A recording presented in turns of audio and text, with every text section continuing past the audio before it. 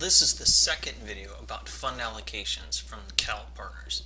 In the first video, we showed an overview of how you can manage multiple different funds that are applied to different donations. In this video, we're going to talk about how you can post donations and export them for use by your bookkeeper. First, let's take a look at a report. Here you see, well, you've been successful. You've been able to gather a series of donations over the past couple of days, couple of weeks, whatever the period of time. So we have a report that's looking for all of the payments of those donations using the Nonprofit Starter Pack that need to be posted to your general ledger. So let's walk through what that process is going to look like.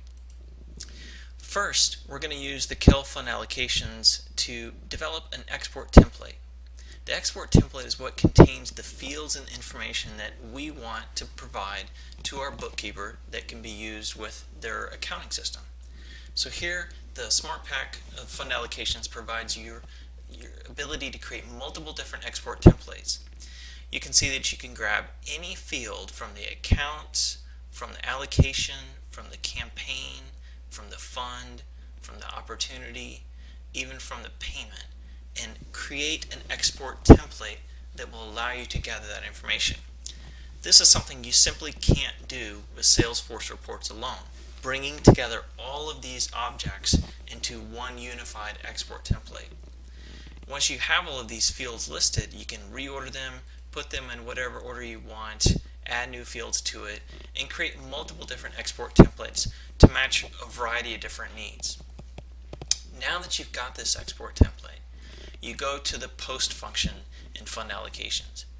Here's where you can first select that template, choose that report that we were looking at before by first selecting the folder, then the report itself, and then select an action. You want to post. You want to post those payments. So here we see all of those same payments that we were just looking at before, and we can choose if we want to post all or just some of them. So if I choose to post all of them, they're highlighted.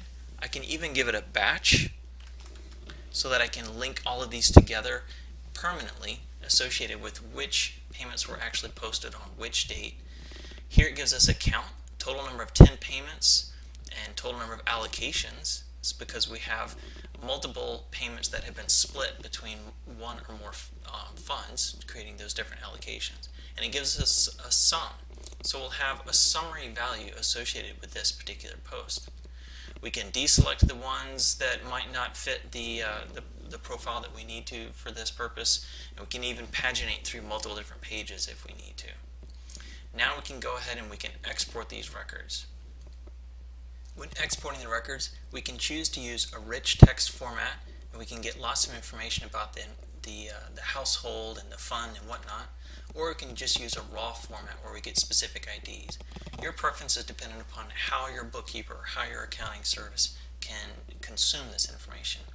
So now we can go ahead and we can share that file with our accounting team, but we still haven't actually posted them. The process of exporting the allocations is deliberately separate from the process of posting them. So now we'll go ahead and post. What does post mean? It means that we are locking these allocations down and these subsequent payments and associated opportunities such that they will not be included in a future report, and none of our staff can accidentally make a change to one of those payments that would render our two systems separate and keep the data separate. For example, if we come back to this payment, this opportunity that we were looking at a minute ago, and we refresh, we'll now see that this opportunity was posted. All payments were posted just a moment ago. And if we scroll down and we see all the allocations, we see that they've been posted as well. If I attempted to make a change to this, and make this to 325 and click Save, I'm going to be blocked. You may not edit that field without unposting the donation first. If you unpost the gift, please be sure it is exported again with the new changes. So this is going to prevent us from making further errors. Well, sometimes you need to be able to do that. Sometimes you need to be able to reverse these payments.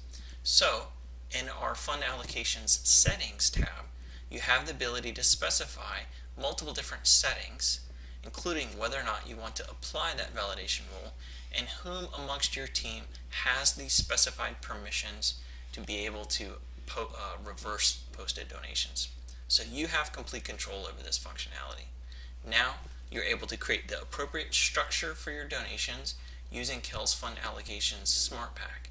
You're able to export those payments using allocations. You can manage multiple different allocations for payments, and you can post them such that future changes cannot be made. This is the KELL Fund Allocation Smart Pack for the Nonprofit Starter Pack.